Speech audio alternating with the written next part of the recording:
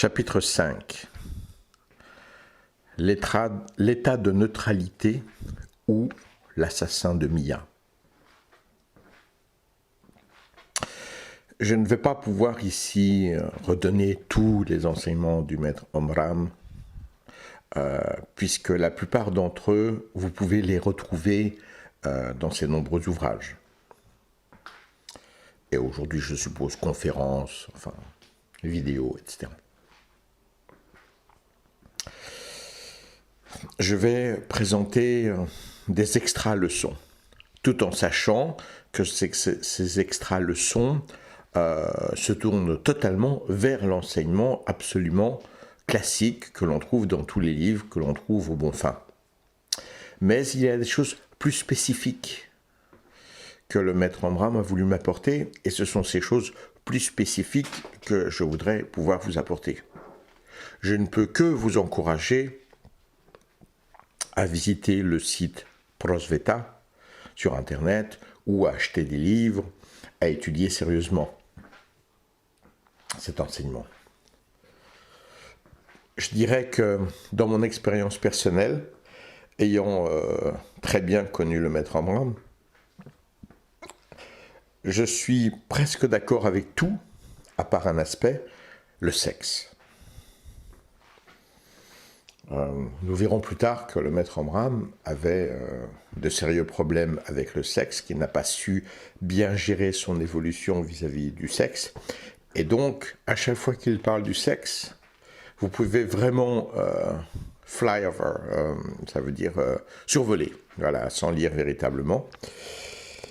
Parce que le maître Omram a été pris dans un piège psychologique où il a mal compris quelque chose du maître Peter Donov, puis s'est enfermé dans un piège insoutenable, qui l'a mis sous très forte pression et qui l'a amené à dire des choses, à être dégoûté de toute forme corporelle, sexuelle.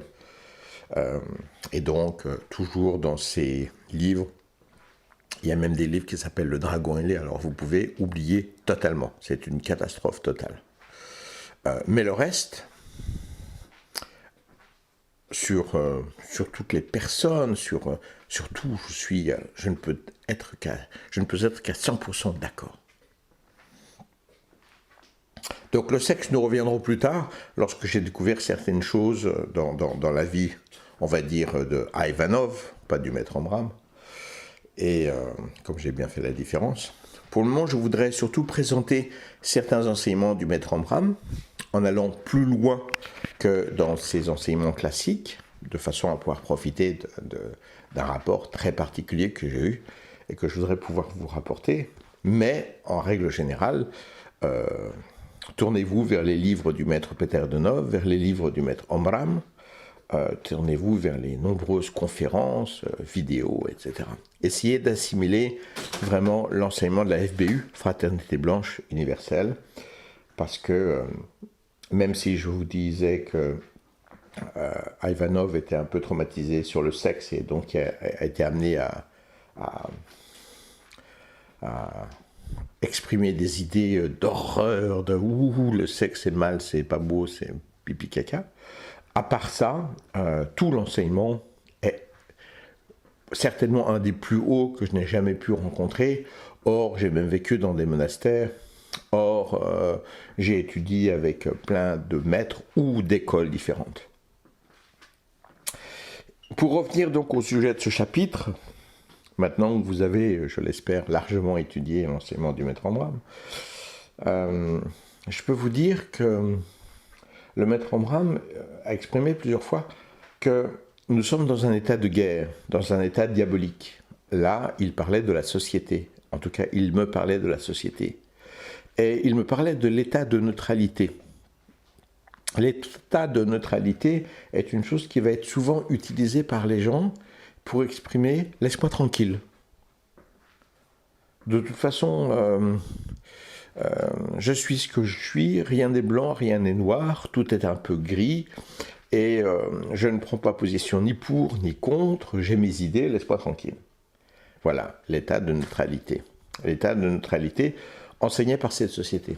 Et le maître Omram m'expliquait, Moi, personnellement, très souvent, j'allais faire des très grandes randonnées de 1 semaine, 10 jours, tout seul, en Ardèche, dans la vallée de l'Eyrieux, et pas dans les gorges de l'Ardèche, mais dans la vallée de l'Eyrieux, qui est une vallée très perdue, où il y avait en ce temps-là pratiquement aucun tourisme, et dès qu'on allait se promener dans les chemins de randonnée, on rencontrait pratiquement personne.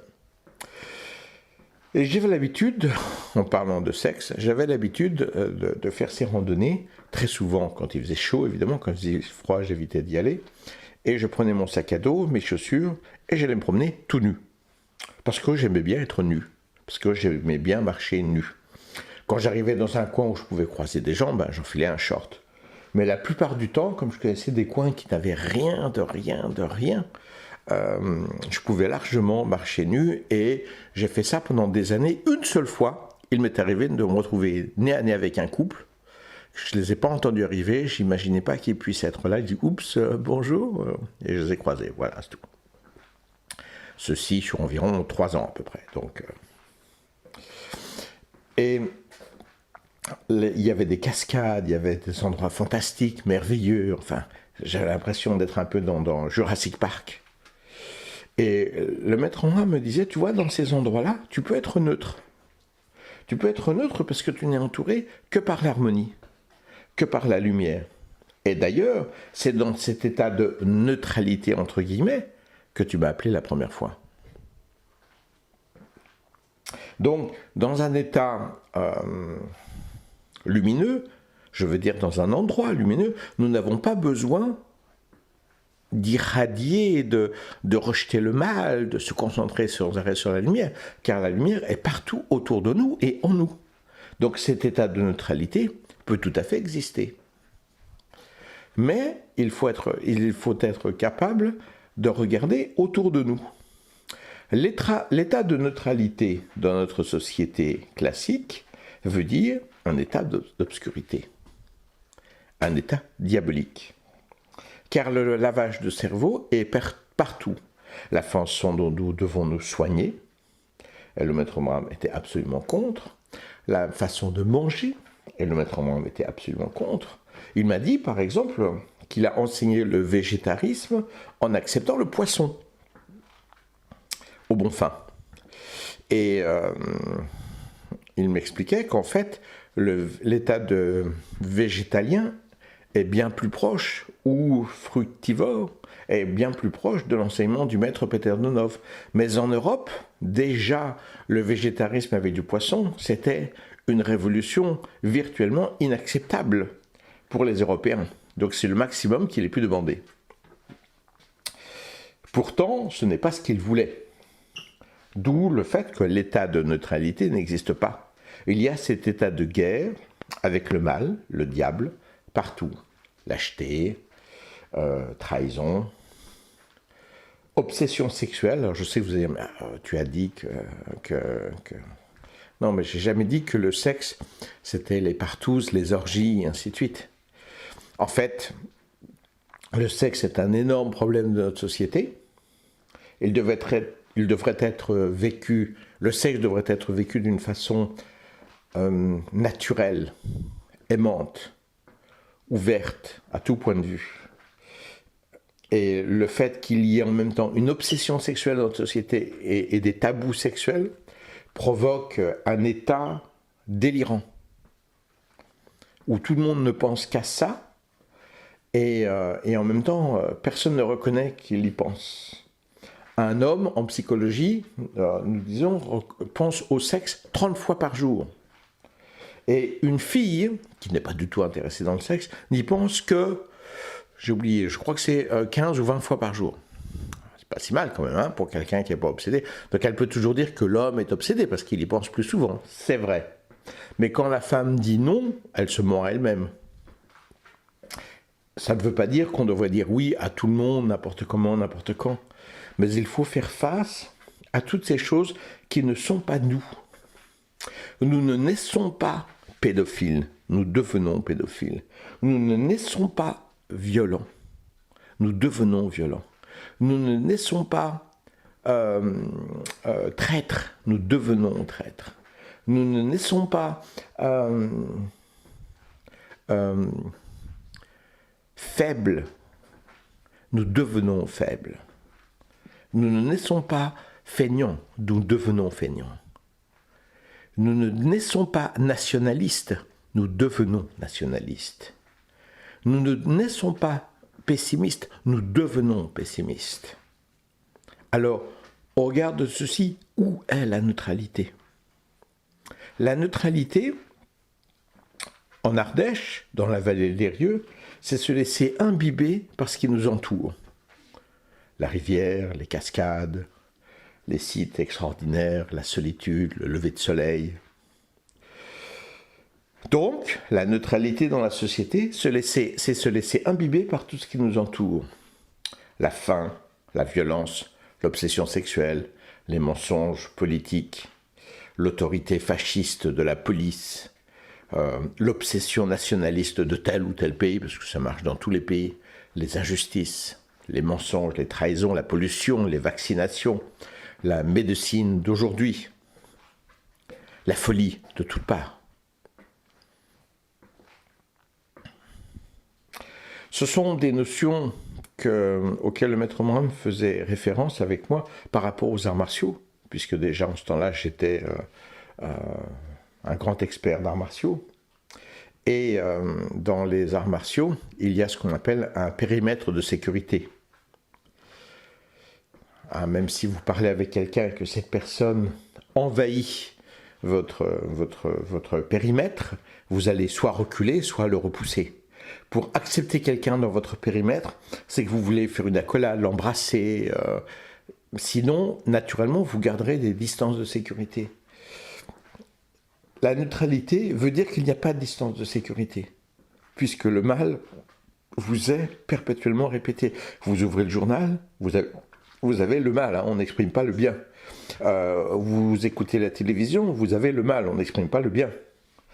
Vous prenez un livre, la plupart du temps, vous lisez le mal. On n'imprime pas le bien. Vous parlez avec vos amis qui ont pris toute cette obscurité à travers leur soi-disant neutralité, donc ils expriment le mal, la trahison. Vous vous aimez, on vous dit, vas-y, profites-en, ça va pas durer longtemps. Vous faites des choses et on vous dit, oh, qu'est-ce que tu es orgueilleux. Tu devrais être un peu plus réaliste, hein, tu ferais mieux de travailler, il faut penser à ta retraite. Au lieu de t'occuper des autres, hein, tu ferais bien de t'occuper de ta voiture et de ta maison. Tu vas arriver à quelque chose. C'est ça, l'état de neutralité. Pourquoi est-ce que je parle de Mia qui a été assassinée? Parce que, et c'est tout le paradoxe de cette situation, les gens font référence à la neutralité. Mia, par exemple, sur les cours que je fais très souvent, les conférences, les explications, elle m'a dit à un moment, j'ai plus envie d'écouter. J'ai pas envie d'être obligée d'écouter. Je veux être libre. Mais quand elle crie à sa liberté, elle crie donc à la neutralité, donc à la soumission vis-à-vis de l'obscur. Parce que l'enseignement de l'obscur est là, perpétuellement, toujours, en toute chose, en tout lieu, avec toute personne. Il est rare, pour moi, extrêmement rare, de pouvoir me dire « Ah, avec cette personne, je peux m'ouvrir ». Pour le moment, je pourrais dire, dans ma vie, évidemment, le maître Omram, physiquement, Madeleine Chavanon, Yannick Percherancier. Maintenant, il y a Mathieu, ce jeune homme avec les chevaux, dont on parlera plus tard.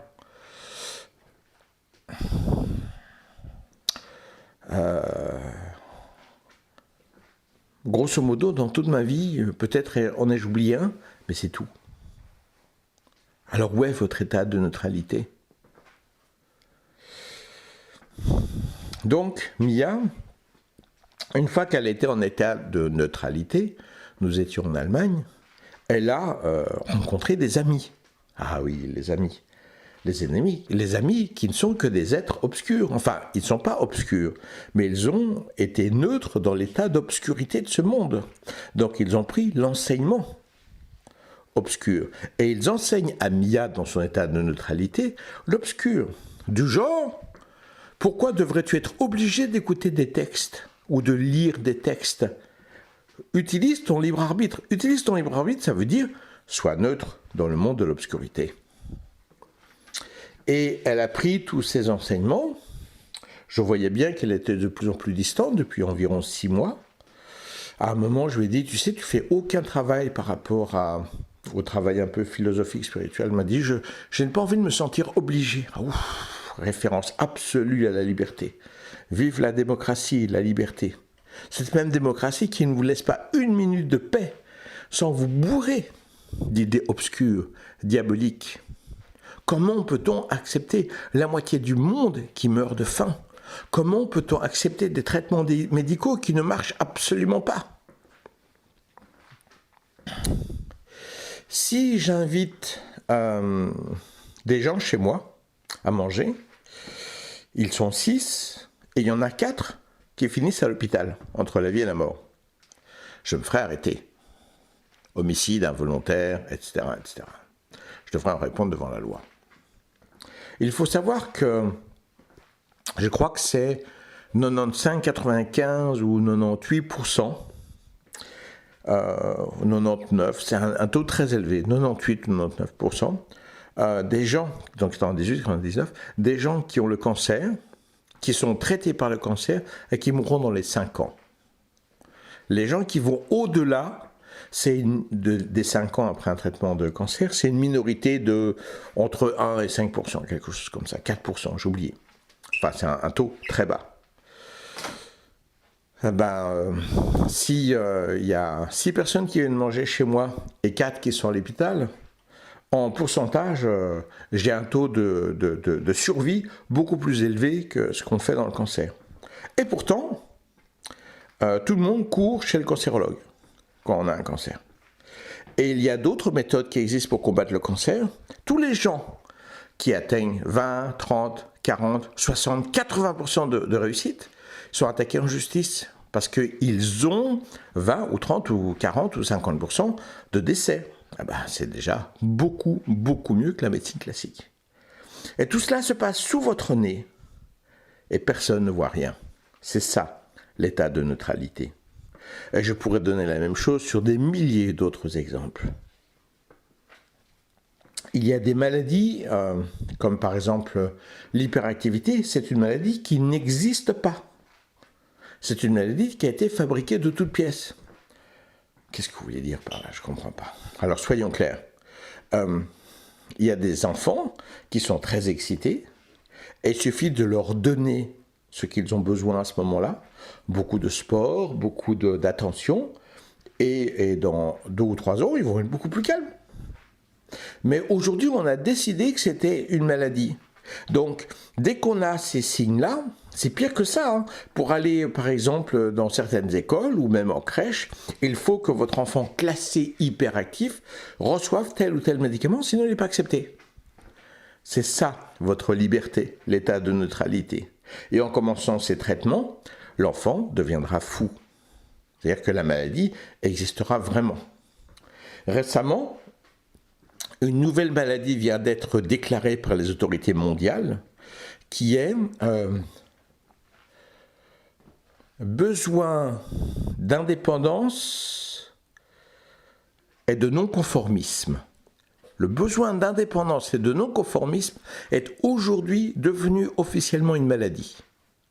Alors vous allez dire, oui, ils peuvent décider ce qu'ils veulent, je m'en fiche. Non, encore une fois, état de neutralité, état de mensonge et de victime. Non, parce que si un jour vous allez à l'hôpital, si un jour vous êtes un peu malade, vous êtes cassé un bras et ainsi de suite, ah, je ne veux pas ça, ah, je ne veux pas m'endormir à telle heure, ah, je veux manger végétarien.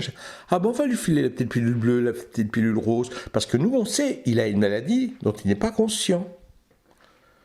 Et peut-être qu'on va le diriger, l'aiguiller vers un médecin qui pourra s'occuper de lui à ce niveau-là. Et à partir du moment où on incarne, on organise avec des médicaments et tout le reste une maladie, cette maladie existe totalement. Donc aujourd'hui, dans notre état de pseudo-neutralité, existe officiellement, vous pouvez vérifier sur Internet, la maladie de besoin d'indépendance et de non-conformisme. Vous vous rendez compte ? Ça veut dire que moi-même qui suis en train de vous parler, eh bien je suis malade. Et ça veut dire que le maître Omram était très malade. Eh oui. Et un pauvre gars comme Mathieu, il est encore plus malade peut-être. Vous vous rendez compte? Il est breatharian. Breatharian, ce sont des gens qui arrivent à se nourrir directement avec l'énergie et qui ne mangent pas ou très rarement. Alors lui, besoin d'indépendance et de non-conformisme, il s'en prend une dose maximum. Hein. Au lieu de se dire « Waouh, mais c'est merveilleux, c'est fantastique, comment serait-il possible qu'on puisse s'alimenter directement avec le prana, avec l'énergie ?» Dis, viens voir mon petit gars là, yeah, tu vas prendre le petit médicament, là tu vas te sentir beaucoup mieux après. Allez, prends des pâtes aussi, allez, tout va bien se passer. C'est ça, l'état de neutralité. Donc Mia, elle a reçu ses enseignements de ses amis allemands autour d'eux, hein, libre arbitre, on ne devrait pas t'obliger, ne te force pas, va à ton rythme, respecte ta personne, blablabla. Bla, bla, bla, bla. Et au bout du compte, c'est ce qu'elle a commencé à me sortir. Je ne veux pas me sentir obligé de. Et à la fin, comme je l'ai exprimé, quand elle m'a dit au revoir, elle m'a fait une accolade allemande. Elle a osé, après tout ce qu'elle a vu, où j'ai passé des années à démontrer ça. Et elle-même, très souvent, elle se moquait des Allemands qui faisaient ça. Et au bout de quelques mois de neutralité, elle m'a fait une accolade allemande. Voilà l'état de neutralité. Voilà ce que le maître Omram enseignait perpétuellement en disant l'état de neutralité ne peut évidemment exister que dans des circonstances lumineuses, dans un endroit lumineux. Et Mathieu, dont je parlais précédemment, me disait, et je suis assez d'accord avec lui, parce que moi j'essaie de manger très peu, donc je ne suis pas à son niveau, mais quand même je mange très peu, et je suis d'accord avec lui. Quand on est face à des emmerdeurs, à des agresseurs, il faut manger, parce que la nourriture donne une force plus tonique, plus martiale, pour plonger avec ces débiles dans la boue. Et même Mathieu, qui est avec ses chevaux, qui vit dans son coin de paradis, eh ben de temps en temps, il mange pour combattre. Parce qu'il y a des gens qui l'agressent, qui lui enseignent le libre arbitre et les grandes valeurs de la société. Alors si on continue sur les Allemands, par exemple, la pauvre Mia qui a pris sa neutralité, retournons vers la guerre de 39-45, la Deuxième Guerre mondiale. Qu'est-ce que Hitler a dit aux Allemands? Il leur a dit nous sommes faibles, nous sommes affamés, parce que les Juifs ont l'argent. Et parce que les communistes sont dangereux. On va combattre la Russie, et on va combattre les Russes. Et on va combattre aussi ceux qui nous volent de l'argent, comme les Gitans par exemple. Et les Allemands ont suivi. Pourquoi est-ce que les Allemands ont suivi? Parce qu'ils sont obsédés d'une façon pathologique par l'argent. Il n'y a rien de plus important que l'argent en Allemagne. Ils pourraient vous poignarder pour 1,50 €. Et ils pourraient vous trahir pour 1 €. Ce n'est pas une plaisanterie, je les ai vus perpétuellement. J'ai un endroit où j'abrite des gens en Allemagne, à Berlin, et nous demandons 400 € par mois pour le logement, toutes les factures du logement et toute la nourriture illimitée. Presque en centre-ville de Berlin. Et les Allemands, les étrangers, les autres non-allemands, ils sont « Oh, c'est super ». Les Allemands, quand ils arrivent, ils disent « C'est trop cher ». Moi, je peux manger avec 50 € par mois. Donc, je vous propose, je paye 200 € de chambre et puis je me nourrirai tout seul de mon côté. Non, ça ne marche pas comme ça. Notre maison, la nourriture est mélangée, c'est une vie fraternelle. Donc, tu manges autant que tu veux, plus ou moins. Tu peux même inviter des copains, tu n'auras pas à payer plus. Mais non, ça ne marche pas comme ça. Pendant la guerre de 1945, il y a eu Hans et Sophie Scholl. Je crois que c'était Hans, je ne suis pas sûr. Sophie Scholl, c'est sûr. Et son frère. Et ils ont écrit des lettres contre Hitler, contre tout ce qui se passait, et les distribuaient d'une façon anonyme dans les universités. et il déposait une rose blanche sur les papiers, et c'est resté légendaire, l'enseignement de la rose blanche. Et vous avez, tout le monde en Allemagne connaît l'histoire de la famille Scholl qui a combattu Hitler. Ils se sont fait arrêter, juger et guillotiner le même jour. Pouf, envoyés empaquetés. Il y a des écoles Scholl, des rues, enfin bon. En Allemagne, c'est très connu, très respecté, parce que c'était vraiment des gens qui sont battus pour la démocratie. Ceci étant, demandez à un Allemand s'il a lu les lettres. Eh bien non. Ils ne lisent jamais les lettres et ils n'étudient jamais les lettres. Ils connaissent l'histoire, ils croient qu'ils connaissent les lettres, mais n'ont jamais lu une seule lettre. À tel point que j'ai plusieurs élèves allemands qui étaient vraiment choqués par ça et qui ont organisé des meetings sur Internet, donc tout à fait impersonnel, entre Allemands, sur l'enseignement Scholl, avec une petite partie à lire, et puis voir à quoi ça pourrait faire référence aujourd'hui dans notre société moderne d'aujourd'hui en Allemagne, et parler de ça. Eh bien, ils n'ont jamais réussi à avoir un seul invité. Le seul invité qui soit venu à un moment, c'est un Espagnol. Et ils ont même été dans des universités, ils étaient 3, ils ont rencontré des profs, et tous les profs ont dit non. Et oui, pourquoi? Parce que, évidemment, il y a des passages des lettres de Scholl où ils disent, lorsque Hitler ouvre sa bouche, c'est un portail directement ouvert sur l'enfer, ainsi de suite. Bon, là, je ne sais pas, ils essaient de nous faire comprendre quelque chose de relativement négatif vis-à-vis de Hitler. Mais le reste, c'est à 100% d'actualité pour aujourd'hui. Vous n'avez aucune pensée par vous-même, il n'y a que l'autorité. Si l'on vous dit une chose, vous la suivez sans aucune intelligence, sans aucune personnalité, vous êtes obsédé par l'argent, vous êtes obsédé par le pouvoir et la soumission, etc., etc. Donc ce sont des lettres qui sont à 100% de la thérapie pour les Allemands d'aujourd'hui. Les Allemands jamais ne liront une lettre parce que ça offusquerait leur ego divin. Ils continuent à rester obsédés par l'argent. Moi, si j'étais allemand et je me suis soit dit, on a suivi Hitler à cause de l'argent, on va apprendre à être différent sur l'argent. Eh bien non. Si vous allez à Berlin, par exemple, où moi je suis souvent, où on vous dira toujours, oh l'Allemagne c'est très vert. On ne parle pas des forêts qui sont magnifiques en Allemagne, on parle des gens qui sont en vélo, qui sont, ils sont anti-pollution. Pas du tout, ils sont obsédés par l'argent. Obsédés par l'argent. Et même quand il fait hyper froid, qu'il y a de la neige, ils sont toujours sur leur putain de vélo. Pourquoi? Parce que les billets de bus, c'est cher. Donc, si on veut être très positif, on dit « Oh, ils sont sur le vélo. » Pas du tout. Et étrangement, les Allemands qui sont très verts, très anti-pollution, dès qu'ils sont dans un autre pays, ils sont très sales. C'est très connu. Pourquoi? Parce que dans ce pays-là, ils sont libres, ils n'ont pas de danger. Et là, ils peuvent se lâcher. Donc, ça n'est pas du tout ça n'est pas du tout un désir d'être propre, c'est un désir d'économiser. Et je connais beaucoup de gens qui sont végétariens par économie, pas par intérêt spirituel. Je connais des gens qui fantasment sur le breatharianisme, sur le pranisme, donc le fait de manger que de l'énergie, pour économiser. Et j'ai entendu un Autrichien, allemand-autrichien, c'est pour la même chose, ils ont la même mentalité, qui dit, vous vous rendez compte, tout l'argent que j'économise maintenant que je ne mange plus. Je n'achète même plus de papier toilette parce que je ne vais même plus aux toilettes.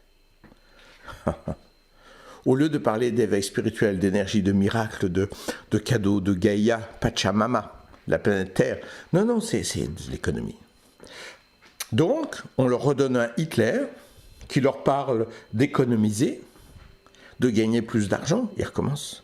Parce qu'ils n'ont rien nettoyé de l'essence qui fait que Hitler a pu manipuler totalement ce peuple. Autorité, pouvoir, obsession monétaire. Et aussi le pouvoir. Je suis le meilleur du meilleur du meilleur et je ne reconnaîtrai jamais que j'ai tort. Et si Hitler s'est suicidé à la fin, c'est pas du tout par désespoir. Hitler a estimé qu'il a été trahi par le peuple allemand. C'est pour ça qu'il voulait même bombarder et détruire plein de villes en Allemagne même, à Berlin même, parce qu'il y en a d'autres qui disaient « mais vous avez tué plein de gens », et il disait « alors, aucune importance, les bons Allemands sont déjà morts ». Ceux qui sont vivants, c'est ceux qui étaient faibles, qui étaient traîtres, qui ne se sont pas battus. Et quand il s'est suicidé en disant bah, maintenant, démerdez-vous. Vous m'avez trahi, et bien maintenant, débrouillez-vous. Donc Hitler, jusqu'à la dernière seconde de sa vie, n'a pas eu tort. C'est ce que les Allemands apprennent. Ça va être l'état de neutralité en Allemagne. C'est ce qu'on appelle aussi le programme national. Mais nous pourrions parler du programme français, qui n'est qu'un programme de mensonge. Liberté, égalité, fraternité. Aucune de ces trois choses n'existe en France. C'est le pays le plus menteur, le plus traître et qui manipule énormément. Et d'ailleurs, voyager dans le monde, puisque je le fais souvent avec un passeport français, c'est super cool. Hein, parce que quand on arrive quelque part, waouh, vous êtes français, on a une super image. Sauf qu'il ne faut pas aller en France. Hein, parce qu'en France, il y a plein de choses qui sont, par exemple, permis en Allemagne, qui sont formellement interdites en France. Style VG, c'est-à-dire une espèce de communauté qui sont partout à Berlin et en Allemagne, interdit en France. Hein. Une communauté, ça veut dire une secte, et hop, ça y est, on est empaqueté. Le végétarisme, qui est largement refusé, et il y a même des lois qui existent, un peu tordues, un peu cachées, contre le végétarisme en France. Les vaccinations, qui ne sont pas obligatoires dans de nombreux pays, mais qui le deviennent totalement et à un niveau extrêmement grave en France. Mais pourtant, on va continuer à parler de démocratie. D'ailleurs, en parlant de Hitler, la France, en 1938, a fait les accords de Munich, c'est-à-dire un pacte de non-agression avec l'Allemagne. Ils l'ont fait à Munich, je pense que... je sais plus, oui, je crois, là où il y a Dachau, Dachau en français, Dachau, et ils ont fait ça à 2 ou 3 kilomètres du camp de concentration qui existait déjà et qui torturait déjà des dizaines et qui tuait des dizaines de milliers de personnes. Et tout le monde le savait, il y avait des articles de journaux quand les Français vous disaient « Ah mais on ne savait pas », c'est faux. En 1937, je crois, il y a eu un accord avec les Allemands pour que les Allemands puissent voler 37 ou 38, je crois que c'est 37, pour que les bombardiers allemands puissent voler jusqu'à Barcelone pour bombarder les gens qui combattaient le président espagnol, j'ai oublié son nom maintenant, enfin président, le fasciste espagnol. Franco, voilà. Et si Franco a gagné la guerre, c'est largement avec l'aide des Allemands, des bombardiers, mais avec l'accord total des Français, qui ont dit « Oui, bravo, vous pouvez voler dans le ciel, il n'y a aucun problème ». Et après, les Français, en 1938, ils signent l'accord, et après, ils disent « On ne savait pas qu'ils avaient des bombes et qu'ils étaient méchants ». Ça, c'est la France. La France est un peuple baratinant. Et je pourrais continuer sur l'Italie, sur l'Espagne, sur etc., etc. Quand vous êtes dans un état de neutralité, par définition, vous rentrez dans un état d'éponge, si vous préférez. Donc vous allez absorber votre surrounding, votre entourage. Et quand à un moment, cet entourage n'est pas positif pour vous, par exemple, il fait froid, vous mettez des manteaux, et d'autres manteaux, et d'autres manteaux. Les Allemands, en tout cas à Berlin, ils ont une jolie réflexion. Ils disent « Il ne fait pas froid, tu es improportionnellement habillé ». Donc il suffit d'avoir suffisamment de manteaux, il ne fait pas froid. Voilà. Et de collants, il ne fait pas froid. Même moins 15, il ne fait pas froid si on est bien habillé. Et bien là, on n'est pas neutre. On ne sort pas en t-shirt et en short. Parce qu'il fait froid, donc on protège notre corps. Eh bien, croyez-le, par rapport à la lumière, c'était l'enseignement du maître Omram directement avec moi, il fait très, très obscur dans le monde. Donc il faut s'habiller d'un habit de lumière. Comment s'habiller d'un habit de lumière? Étudier la lumière, répéter la lumière. J'ai vu un film il y a longtemps qui reste une référence pour moi, Dragon's Heart, Cœur de dragon, et il y a un code des chevaliers. Et très souvent, ils sont là, répétez le code, répétez le code. Un chevalier obéit à des valeurs. Son cœur ne connaît que la vertu. Son épée défend les démunis. Sa force soutient les faibles.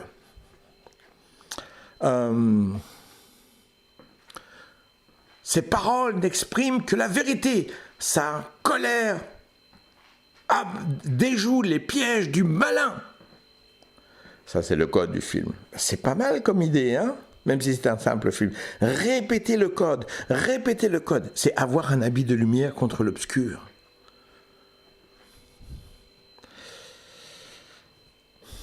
Mia a été assassinée par l'état de neutralité dans un endroit obscur. Elle est morte de froid dans un pays où il faisait très froid. Elle est morte d'obscurité dans un pays très obscur. L'état de neutralité ne peut exister que dans une fraternité, une vraie fraternité, où il n'y a pas de piège, pas de pouvoir, pas de mensonge, où vous êtes là, et là, ici, comme moi dans la vallée de l'Eyrieux, vous pouvez être nus, dans tous les sens du terme.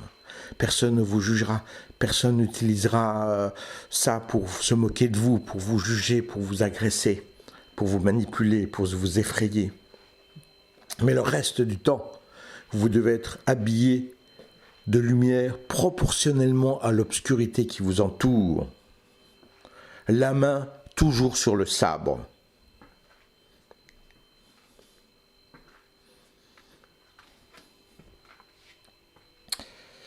Il y a une légende chez les samouraïs qui dit la triste réalité suivante, mais la conclusion est assez surprenante. C'est un jeune samouraï qui était réputé pour être le meilleur, mais il a entendu parler qu'il y avait un vieux samouraï qui vivait dans un monastère et qui était plus fort que lui, car il connaissait le secret du paradis et de l'enfer. Alors, le jeune samouraï décide d'aller dans le monastère et de rencontrer ce vieux maître et de lui prendre son secret pour être encore plus fort. Et le jeune samouraï a la réputation de décapiter très largement. Et il va au monastère et là, il est très en colère parce qu'il est reçu d'une façon très froide. Au lieu d'être à genoux devant lui, on dit « Oui, attendez, le maître, quand il aura le temps, s'il veut bien vous recevoir. » Donc là, le jeune samouraï, il boue. Au bout d'un moment, il arrive, il est finalement reçu par le vieux samouraï qui est en train de faire de la calligraphie, il est en train de peindre. Et le jeune samouraï lui dit « Maître, je suis venu pour apprendre le secret de l'enfer et du paradis. » Et le maître lui dit « L'enfer et le paradis, c'est un état d'esprit. Tu en es le seul maître et le seul à pouvoir toujours créer l'état positif. Maintenant, va !» Et ce faisant, il fait signe de la main, avec le pinceau dans la main, et il lui fait signe de partir. Mais en faisant ça, il y a de l'encre sur le pinceau, et il y a plein de taches qui arrivent sur le kimono immaculé du jeune samouraï, qui voit ces taches. Déjà, il a eu un enseignement qui ne lui plaît pas, parce que c'est pas assez, et en plus, maintenant, il a attendu des heures, il bout de rage, et maintenant, il se retrouve avec toute une ligne de taches d'encre sur son kimono que tout le monde respecte et est terrorisé, parce que c'est le samouraï, truc machin. Et là, le jeune samouraï, c'est trop pour lui. Il commence à dégainer son sabre, il le sort à peine, et là, le maître lui dit « Ici commence l'enfer !» Et le jeune samouraï est foudroyé par cette phrase, en plein dans son action. Doucement, il rengaine son sabre.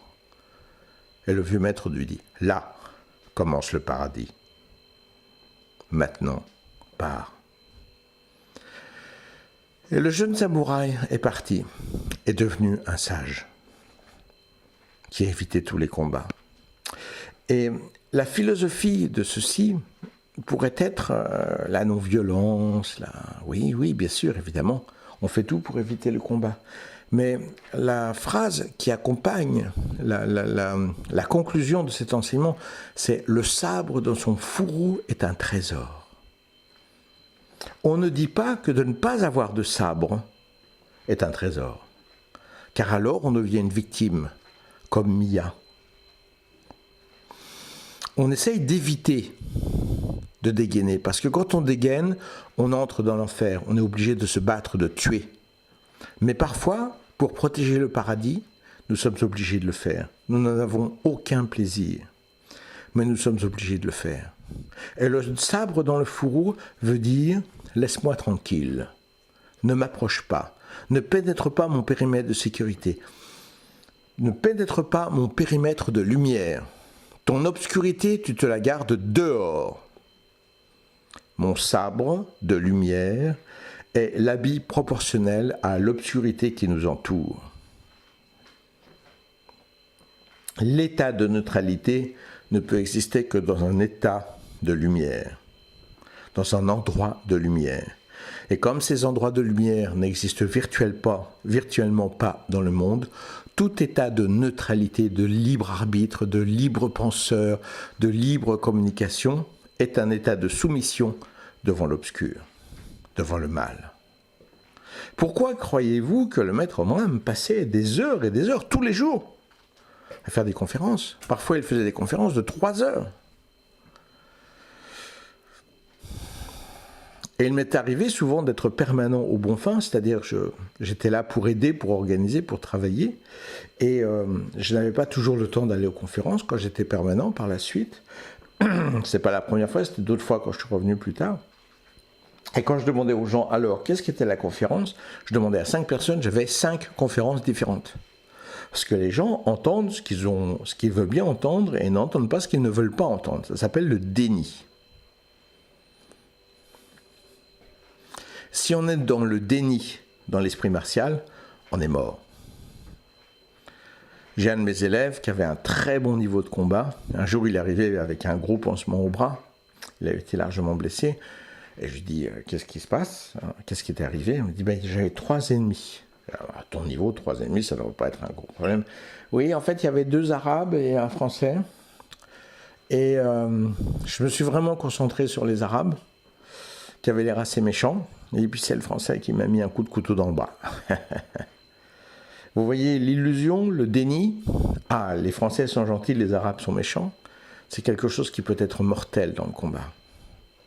Mais cela peut être aussi mortel dans le combat de garder sa lumière et de manifester sa lumière et de protéger sa lumière. Vous devez être ouvert sur tout.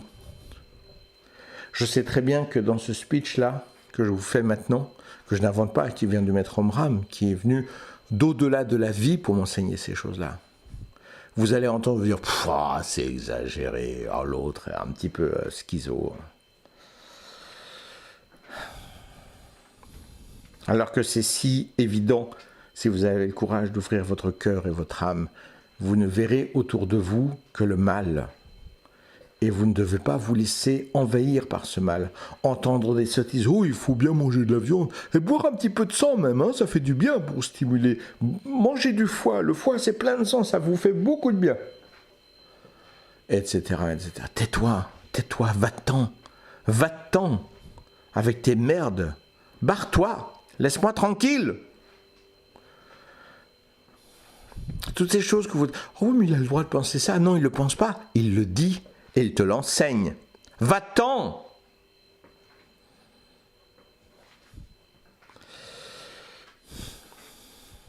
La schizophrénie, ça vient du latin schis, qui veut dire déchirer.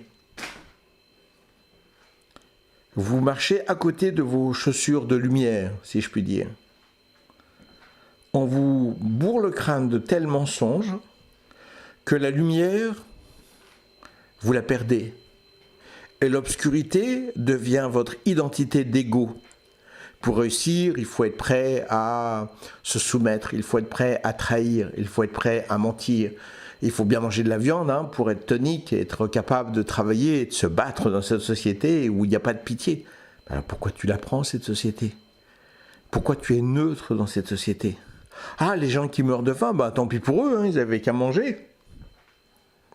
Maître Omram, il racontait toujours une histoire. Il disait, voilà, c'est un mendiant qui arrive auprès d'une dame très bourge et qui lui dit, « Madame, est-ce que vous pourriez m'aider?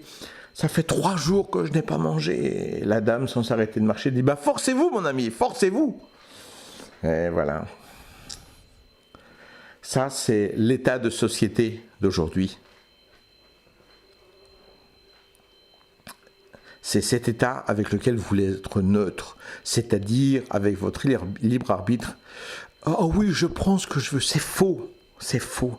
Si vous entendez sans réagir, sans refuser, vous le prenez. Encore et encore, petit à petit. Après, Mia, quand finalement elle est partie avec une comptabilité tout à fait douteuse vis-à-vis de mon argent. Et surtout, elle est partie avec plein de gens qui lui ont conseillé de partir, parce qu'il était certain que j'étais dans le pouvoir et que je la dominais. Et finalement, quand elle a voulu prendre un appartement, il n'y avait plus personne. Ah oui, les gens étaient là pour la guider, pour l'encourager à être neutre dans la libre arbitre. Mais ce qu'elle ne sait pas, c'est que les gens sont neutres aussi pour le reste. Et quand elle fait des choses après, il n'y a plus personne. Les gens qui la conseillaient ne la conseillaient que dans l'obscur, que dans le mal. Et quand ensuite elle se tourne vers autre chose, il n'y a plus personne. Et je sais qu'elle aura un chemin de souffrance, un chemin de trahison, un chemin d'obscur, de souffrance.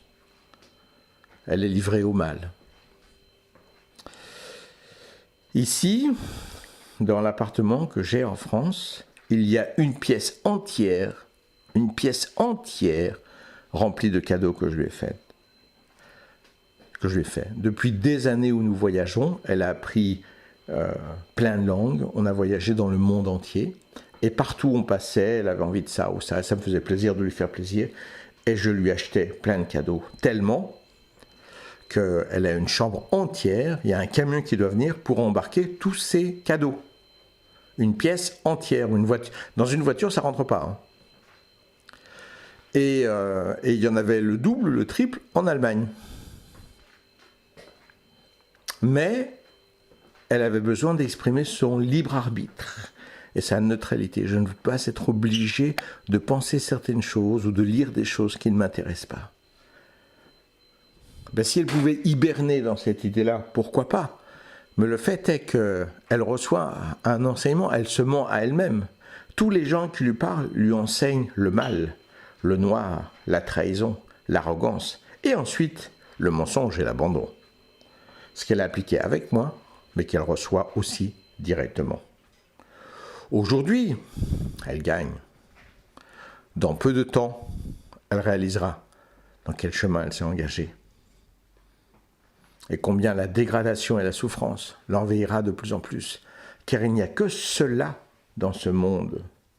Et la seule façon de survivre dans ce monde, c'est d'accepter le mal et d'en faire partie. La seule façon de vivre, c'est de vivre avec la lumière. Son sabre de lumière dans le fourreau, toujours prêt à dégainer, pour protéger la dignité de vie, l'amour et la lumière. C'est le premier enseignement intense, on va dire au-delà des enseignements classiques, que le maître Omraam m'a apporté. Comprendre l'essence même de la vie, l'essence même de ce monde. Comprendre qu'aujourd'hui, être avec la lumière veut dire, parmi les humains, très souvent être seul. Et si, pour être avec la lumière, je dois être totalement seul, je préfère cette solitude à la soumission du mal. Soum veut dire être aveugle en hébreu. Mais aveugle dans le sens de je ne veux pas voir, je ne veux pas savoir. Chaque lettre en hébreu, a une valeur numérique. Donc chaque mot a une certaine valeur. Soum, lorsque l'on calcule, ça a exactement la valeur de 666. Le chiffre de la bête. Soumission, je ne veux pas voir. Soum a donné comme mot soumission. En français, en anglais, c'est un peu plus éloigné, submission, à cause de la phonétique où il y a un B. Une autre chose qui va tout à fait dans ce sens-là aussi, c'est consuming, consumer, soum, c'est la même origine. Alors si on analyse le mot, ça veut dire con, qui veut dire avec, et sum qui veut dire je ne veux rien savoir. Donc la société de consommation, consommer, consuming, ça vient du mot aller avec la cécité, aller avec l'obéissance, aller avec la soumission. Et grâce à ça, j'ai le droit d'acheter, j'ai le droit de consommer. Et le contraire, assumer, c'est la négation en latin, donc l'opposé. Assumer, ça veut dire voir véritablement, puisque je refuse d'être aveugle. J'assume ma position, j'assume mes responsabilités. Et devant le soum de ce monde, de la bête, du diable, il faudrait être neutre, avec mon libre arbitre, qui me permet d'écouter tous l'opinion de chacun, mais ce n'est pas l'opinion de chacun, c'est perpétuellement l'enseignement de la bête. Et moi, je n'écoute pas cet enseignement. Je le refuse, je le rejette. Je l'ai appris du maître Omram. Il m'a donné un sabre de lumière. Le sabre tout court, aujourd'hui, vous savez, avec un revolver, c'est quand même plus efficace. Hein. Si on veut être dans les arts martiaux, on dit très souvent, depuis que les Chinois ont inventé la poudre à canon, les arts martiaux, c'est démodé. C'est tout à fait exact. Par contre, si l'on sait s'adapter et qu'on apprend l'art du sabre pour avoir l'art du sabre de lumière ensuite, un peu comme un Jedi qui combat l'empire, le pouvoir, l'argent, la soumission, alors croyez-le bien, la pratique des arts martiaux dans l'esprit spirituel est la plus grande démarche que vous puissiez avoir dans l'esprit de guerrier de lumière, combattant de la paix. C'est la première leçon intime du maître Omram, qui s'est fait en plusieurs fois, que j'essaye de vous transmettre. Et j'espère que vous comprendrez que l'esprit de non-violence avec lequel je suis d'accord d'une certaine façon est aussi un esprit de pollution, puisque la non-violence voudrait dire, dans la plupart des gens, ne pas réagir. C'est-à-dire ne pas dégainer son sabre, c'est-à-dire ne pas avoir de sabre. Le sabre dans son fourreau est un trésor. Oui, ça c'est l'esprit de violence. On évite le combat. Mais quand on doit combattre, on dégaine son sabre de lumière. Et pour vous, la non-violence enseignée par le diable veut dire soumission. Soum 666. Et je ne serai jamais soumis au diable et à l'obscur. Je ne serai jamais neutre dans cet endroit de mal, de violence et de vice. Je suis avec la lumière, quel qu'en soit le prix, durant ma vie et à la fin de ma vie, je rencontrerai la lumière. L'obscurité nous cache tout et nous fait tout avaler. Il est intéressant de voir que, je suis bien placé pour le savoir, quand on meurt, on part dans un espèce de tunnel et on arrive à un point de lumière. Cette lumière est représentée dans notre esprit par plein de choses différentes, selon ce que l'on croit. Ça peut être Bouddha, Jésus-Christ, papa, maman, et même un chien, ou votre frère, enfin quelqu'un qui est décédé. Un enfant, que sais-je. Il y a beaucoup d'interprétations. Par contre, cette lumière pose toujours la même question. Comment as-tu aimé ? Comment as-tu aimé ?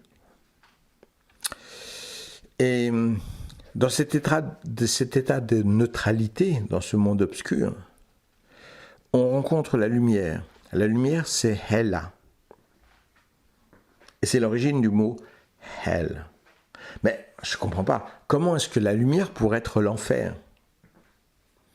Tout simplement parce que si l'on rencontre la lumière qui nous révèle notre façon d'aimer et d'agir dans notre vie, sans déni, sans interprétation, sans mensonge, sans tout l'enseignement du mal de cette société, et qu'enfin on regarde aux fruits de notre vie, pour la plupart des humains, mourir, c'est rencontrer l'enfer. L'enfer que l'on a fabriqué toute la vie en étant neutre devant ce monde obscur. Si au contraire on a été tourné vers la lumière, vers l'action, vers l'amour, quand on reçoit la question « Comment as-tu aimé ?», on entre dans un état de paradis. On revit chaque action que l'on a vécue et l'on reçoit au centuple tout le bien que l'on a fait, ou au centuple tout le mal que l'on a fait, ou au centuple tout le bien que l'on n'a pas fait, qui devient du mal. Donc, si on vit avec la lumière, quand on meurt, on reçoit l'héritage de notre vie de lumière. Quand on est neutre dans un monde obscur et que l'on meurt, on démasque cette neutralité, c'est-à-dire cette soumission à la bête. Et le regard sur notre vie est infernal et nous semble une éternité. C'est l'origine de l'enfer. Comme il existe dans l'enseignement du samouraï, l'enfer et le paradis, c'est un état d'esprit que tu fabriques chaque seconde de ton existence. Et l'état d'enfer, c'est l'état de soumission devant la bête. Et tant qu'on est soumis devant la bête aime la soumission. Et bon, on s'en sortira pas si mal. Mais au moment de la mort, quelle terreur, quelle horreur, quel enfer éternel. Pour ceux qui sont vers la lumière, comme moi, ou comme le maître Omram, la vie est très difficile, mais la mort est facile. Et le maître Omram, combien de fois m'a raconté l'état dans lequel il existait. Il a découvert aussi ses erreurs, car il a fait des erreurs, et c'est une des raisons pour lesquelles il est venu vers moi, pour corriger certaines de ses erreurs et m'aider en même temps devant mon honnêteté et mon engagement. Il y a toujours un échange.